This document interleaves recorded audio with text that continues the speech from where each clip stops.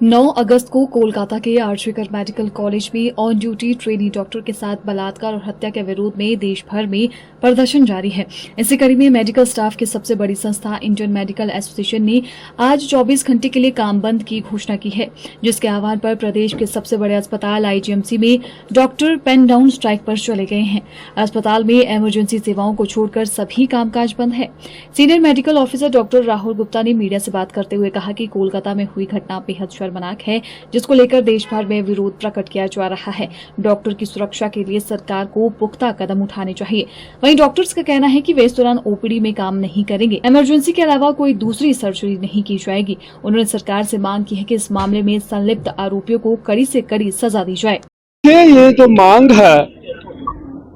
जो हिमाचल प्रदेश या देश भर की बात की जाए तो एक बात तो बिल्कुल स्पष्ट है और पब्लिक को भी, जनता को भी, पूरे भारतवर्ष की जनता को ये बात क्लियर होनी चाहिए कि बेटी पढ़ाओ बेटी बढ़ाओ का जो अभियान है ये डॉक्टर्स का नहीं है, परंतु भारतवर्ष के जन जन का ये अभियान है कि बेटियों को पढ़ाया जाए, बेटियों को बढ़ाया जाए आगे। और ये जो नारा है ये डॉक्टर्स का नहीं है, ये पूरी ही जो भारतवर्ष की जनता है उनका नारा। ये जो दुखद पहलू जो पश्चिम बंगाल में घटा,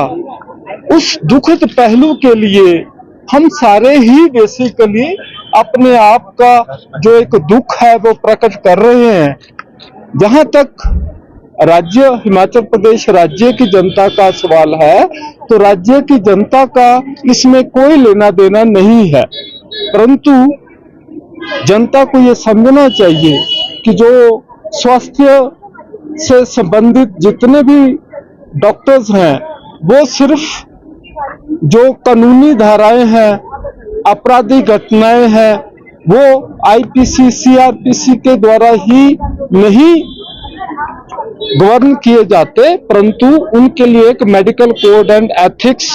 जो national medical council of India उसको रेगुलेट करती है, उसके द्वारा भी वो बंधे हुए हैं। तो national medical code and ethics के तहत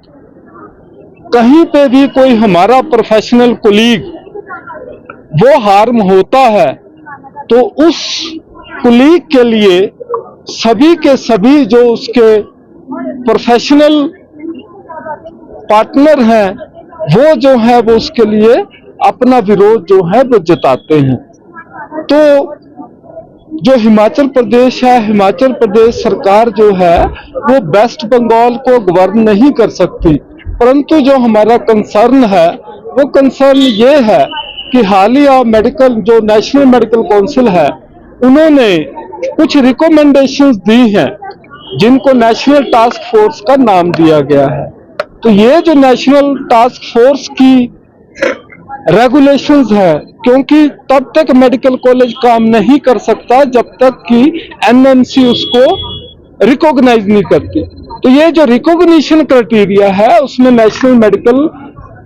जो टास्क फोर्स है उसकी भी रेगुलेशंस इंप्लीमेंट की जाए, और अगर ये इंप्लीमेंट होती हैं तो हमारे हिमाचल प्रदेश में जितने भी मेडिकल कॉलेज हैं, 6 मेडिकल कॉलेज है, एम्स है, तो ये मेडिकल कॉलेज एक स्वस्थ वातावरण ही नहीं दे पाएंगे हमारी हिमाचल प्रदेश की बच्चियों को, परंतु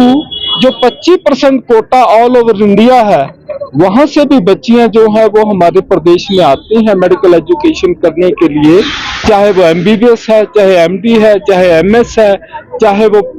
सुपर स्पेशलिटी है। तो उन बच्चियों को भी एक सुरक्षित इन्वायरमेंट जो एटमॉस्फेयर है वो दिया जा सकता है। एक बहुत बेसिकली चिंता का विषय है, अगर मैं हालिया घटना को ही आपके सामने रखूं कि अगर 36 घंटे ड्यूटी देने के बाद एक महिला डॉक्टर का रेप और मर्डर इस तरह से एक ये ग्रूसम हीनियस क्राइम जो है वो हो जाता है, और जहां पे आपने देखा देश भर में ही नहीं बल्कि अमेरिका और यूनाइटेड किंगडम, इंग्लैंड तक ये जो प्रोटेस्ट है वो हो रहा है, बिकॉज हम अपने मेडिकल एथिक्स और एटिकेट्स के साथ बंधे हुए हैं। तो जनता को भी जो एक फंडामेंटल राइट है, हेल्थ सुविधा जनता को मिलनी चाहिए, क्यों नहीं मिलनी चाहिए, परंतु जो सेंसिटिविटी है किसी भी सुविधा को अवेल करने के लिए वो जनता को समझनी चाहिए। यहाँ पे लोगों की ही बच्चियां हैं जो डॉक्टर बनती हैं, लोगों के ही बच्चे हैं जो डॉक्टर बनते हैं, तो उनको एक स्वस्थ भयमुक्त वातावरण क्यों नहीं देना चाहिए, यही एक प्रश्न है। और मेरी हिमाचल प्रदेश सरकार से ये विनती है कि जो नेशनल मेडिकल काउंसिल ने नेशनल टास्क फोर्स के तहत हमारी मेडिकल डॉक्टर्स के लिए जो सुविधाएं उन्होंने रिकमेंड की हैं, उनको जल्द से जल्द जो है वो राज्य हित में, देश हित में इम्प्लीमेंट करना चाहिए, ताकि जो हमारी हिमाचल एक शांत राज्य है, शांत राज्य की जनता भी जो है मेडिकल सुविधाओं से महरूम ना हो। और ये जल्द से जल्द इस पर निर्णय करना चाहिए और तुरंत प्रभाव से ये जो एक एजिटेशन है जो कि एक भयंकर रूप ले रहा है, लोगों को स्वास्थ्य सुविधाओं से महरूम होना पड़ रहा है, इस एजिटेशन को खत्म किया जा सके। और मीडिया के माध्यम से मैं फिर अपील करता हूं कि लोगों से और मेडिकल स्टाफ से शांति बनाए रखें, ऐसा कोई प्रयास न करें जिससे कि राज्य की संपत्ति को या राज्य के लोगों की स्वास्थ्य सुविधा या उनके स्वास्थ्य को कोई हानि पहुंचे। तो मैं फिर से अपील करता हूं मीडिया के माध्यम से कि जो सरकार का, हिमाचल प्रदेश सरकार का जो एक स्टेप है वो वेलफेयर के लिए, पब्लिक इंटरेस्ट के लिए, सबके हित में है, राज्य हित में है, देश हित में, वो सामने आना चाहिए।